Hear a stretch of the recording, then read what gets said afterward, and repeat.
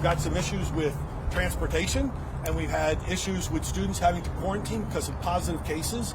But related to what's happening in the classroom, in the hallways each and every day, it's been a really solid start. Has there been other fights this year?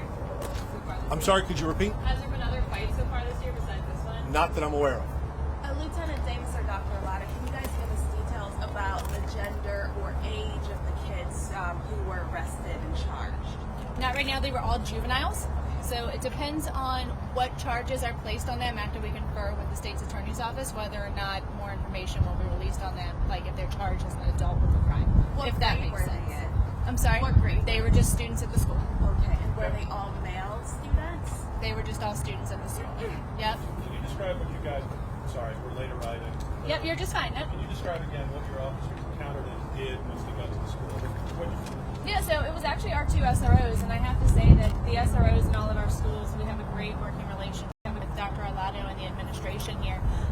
The SROs and Dr. Arlato's team at that school really potentially could have saved a lot more trauma and injury at the school. So the SROs were walking the hallways and saw the fight at the top of the stairs. So when they got up there, a teacher had already come out and saw that one of the kids was armed with a knife, and she was the one that yelled, "Hey, he has a knife, he has a knife." We all know how dangerous those situations can be. Had the officers not known beforehand that this student was armed with a knife, that could have ended tragically as well. So we are very fortunate that these SROs did exactly what they are trained to do, to take this student into custody as safely as possible for everybody. So he was taken into custody moments after the administrator, the teacher, told them, "Hey, he's got a knife." Got the knife, got him in custody. And then the school has been instrumental in helping our SROs and our detectives identify, going through the camera footage and interviews, of identifying who else was involved. So far we do have 7 charged. They may be being charged with offenses that I can release more info on later. Don't know about that yet.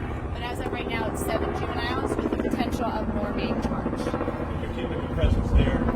Absolutely, absolutely. So we do have 2 full-time SROs there normally, but today and as needed, we will have more officers on scene just to make everybody feel more comfortable.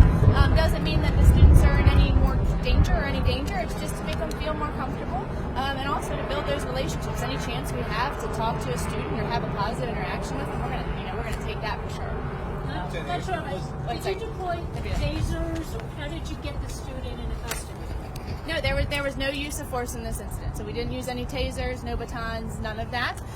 My understanding was as soon as he was told to drop the knife, the student complied with the demands of the officers, which is ideal in a horrible situation. That's what we want. Dr. A lot of kids have left. There's kind of a steady stream there. Some parents have come, not a ton, but a lot of kids have been walking out. What do you say to the school community about safety, their concerns? One dad said, "Well, I got her out today, and I'm not sure she's coming back tomorrow." Your message to the end. Yeah, thank you for the question. The message is this is a safe school, and the message is thank you. The students complied with exactly what we asked them to do. So as the hallways were full and there was passing from one class to the next, and the school administration announced that we were going to go into a lockdown situation, the students knew what that was. These are things that we have practiced for a lot of different reasons, and the students went into a safe place and were monitored by adults while the administration and law enforcement got control of the situation. So I thank them for their response. That kept themselves and the rest of the school community safe. And again, the principal's telling you that there haven't been other fights? Not that I'm aware of. Can you talk about what security measures there are to get into school for somebody to have brought a knife? Did they just bring it in their backpack? So I don't know how this student brought the knife into the school, but we funnel our students through our Annapolis High School in particular has an entrance that the students go through. It's a double security vestibule, so there are adults checking in with students as they enter the building each and every day. We do not have metal detectors in our buildings, no. And are the SROs armed? Yes. So the SROs are armed with, taser, handgun, every tool that we have. They dress down in what we call the soft uniform. You see Mr. Lemansky, it's similar to that with the polo shirts and that kind of stuff. But they are armed for an incident like this. What if this person didn't comply? And what if there was an active stabbing going on? God forbid. But no, our SROs are trained to de-escalate and not to use force unless they absolutely have to. And thank God in this case it worked out exactly the way we would want it to work out. Our SRO called out with this fight at 8:47, and the school was lifted off of lockdown at 10:10.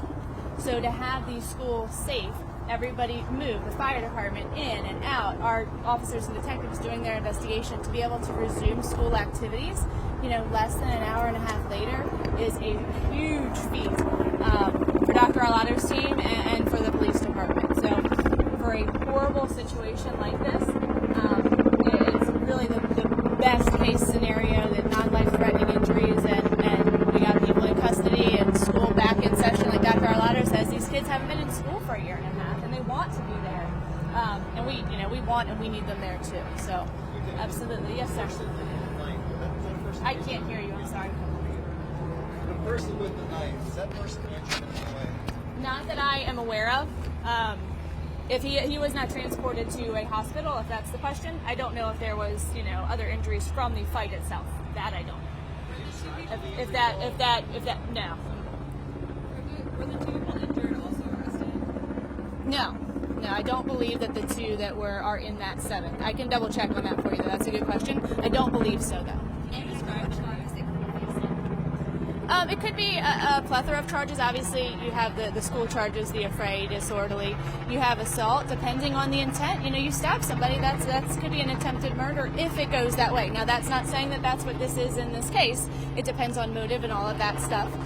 They will look into, the obvious, maybe it could have been a self-defense thing. So detectives are still sorting through all of this. It's going to take us a little bit to really get to the bottom line of it. But I think the important thing today is that the 2 that were injured, it's non-life-threatening injuries. The school and the police department's, the training we have together, it works, which is good and should be putting some parents' minds at ease.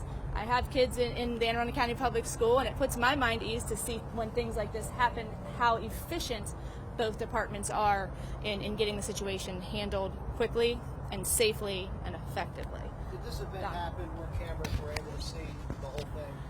That I'm not sure of. We do have cameras in the school, but I don't know if it caught if you want to speak to that. So I've not reviewed any of the videotape, so I can't tell you specifically what has been captured, but we have video cameras throughout our building, and if there is videotape of this incident, our security team will go through that in conjunction with the police department. Have you seen any of the cell phone footage of what it I have not. It was pretty dramatic and frightening. What do you say to the parents who came and got their kids and saw this? And if you don't mind, when you answer, maybe look out there. So this shit is like it's pretty dramatic stuff, and people were scared and screaming. So I haven't seen any of the I haven't seen footage from either our cameras or from personal cell phone cameras. I'm absolutely certain it was traumatic. Anytime there's a fight in one of our schools, and in this case it involved a weapon and a student got stabbed, that is frightening to anybody that would have witnessed this. And so I tell our students and staff, again, thank you for your quick reaction. Thank you for keeping yourself and your classmates safe. We can't control what every single person in our school chooses to do, and that's the reason I'm asking for the community's assistance. I need our students to understand there is a better way to work through your frustration. There's a better way to work through your anger. Let us help you with that. Let your parents help you with that. Let your clergy help you with that. Let the community help you with that. But there is a better way. Also, on that point, too, our crisis intervention team responded to the school. So our CIT does have units at the school to help with students work through that trauma. And I think that's a really good point to bring out, too, the trauma and how awful things look, because when you stand behind the cameras and I stand in front of the microphone, it's easy for me to say X, Y, and Z happened, and you don't have that context of what that does to people, of, the secondary trauma of these kids seeing, their friend or, a loved one, a boyfriend, girlfriend, whoever, involved in something like this. It's not easy, and it kind of turns run-of-the-mill for all of you doing these stories day after day, and for me standing up here and giving you the spiel at day after day. But it is traumatic, and it's huge, and it's one of those things that's going to impact these students potentially for a very long time, and that is not something that the school nor the police department overlook. Like I said, our CIT was involved from from the jump. They're there now, and they will continue to follow up with these students. And that's because Dr. Arlato allowing them to come into the school and to help, and obviously the school has their counseling services and all that as well. So that's a very good point, very good question. Thank you, because it's easy for people to just watch the news and click through, not thinking about the people that this affected firsthand. That's a fantastic question.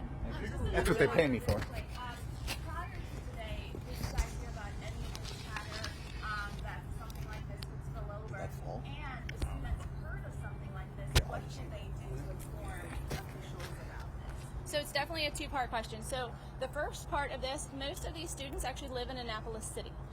So they don't live in Anne Arundel County's jurisdiction. They would live in Annapolis Police jurisdiction. We do work very closely with them, as do the schools. So our HSI section, our intelligence section, routinely follows up on any threats that they get. Not just threats of mass violence, but threats of so-and-so to so-and-so. We have the what we call the ERPOs, or the Extreme Risk Protective Orders, and those type of things. So we do have a unit that follows up on any of those serious threats. So if a student does hear something, tell an administrator, tell a teacher.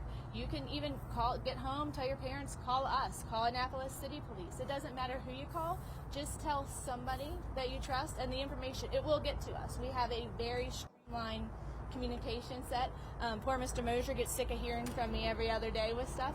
So it's very streamlined with the information sharing between the jurisdictions, and then between the police and the school boards too. So it's great.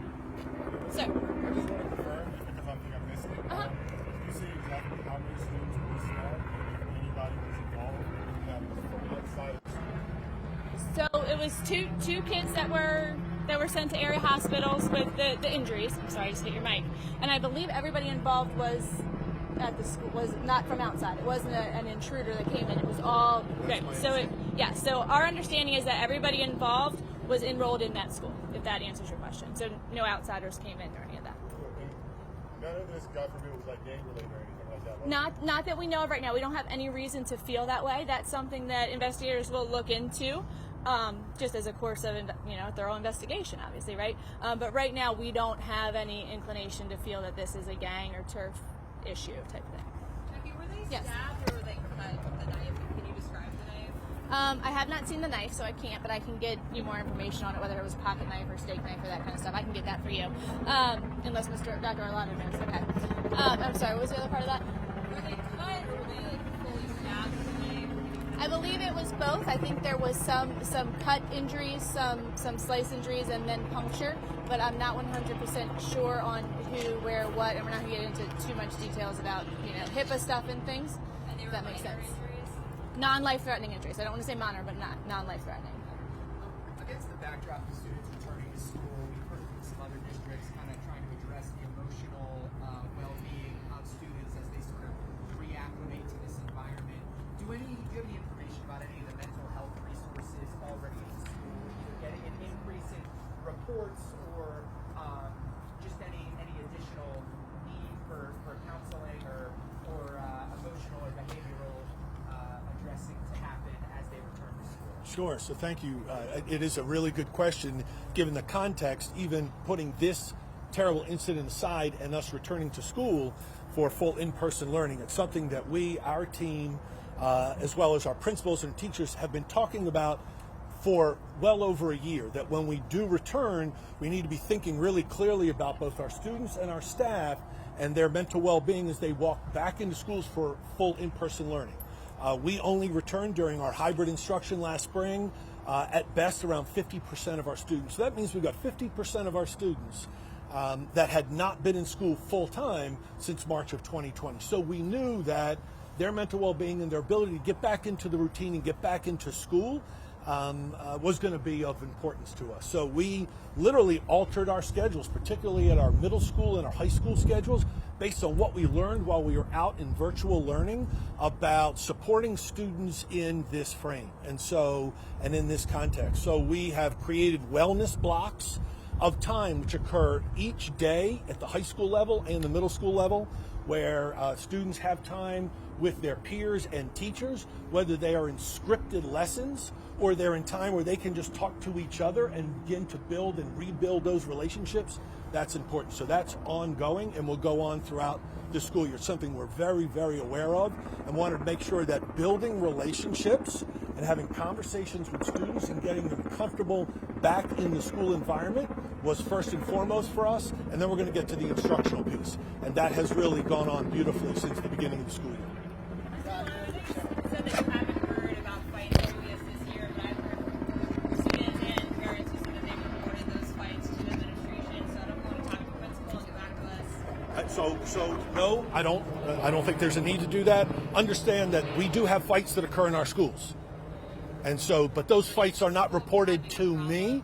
So we have our assistant superintendents, our deputy superintendents that are incredibly skilled educators and administrators, and they're working with the administrative teams, the communities, and the students on supporting those students and working through investigations if there are fights. So absolutely, I'm not surprised to hear that there are fights in our buildings, and we work through each one of those. But each one of those doesn't necessarily get reported to me. Is it applicable to a problem with fights this year? Not that I'm aware of. Again, not that I'm aware of. Down, I saw you jump with that.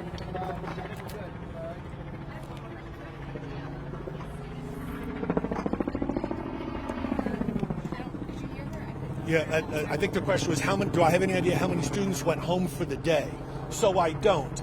At just around, and I don't have the high school schedule memorized, but right around 10:30 is a block where we are finishing second period, going into lunch, and then going off to third period in general at our high schools. So that's a time where many seniors that have a partial day would be leaving the campus anyway. So you may have seen students leaving and they were going off to a work environment, they were going off to an internship, they were heading down to Cat South for their instructional block there at Cat South. But I'm certain that there are parents that came to pick up their students or students left campus, but I don't have a number. That would be something Mr. Gelinas would have at the school. Will schools be open tomorrow, sir? Absolutely. Absolutely. Schools will be open.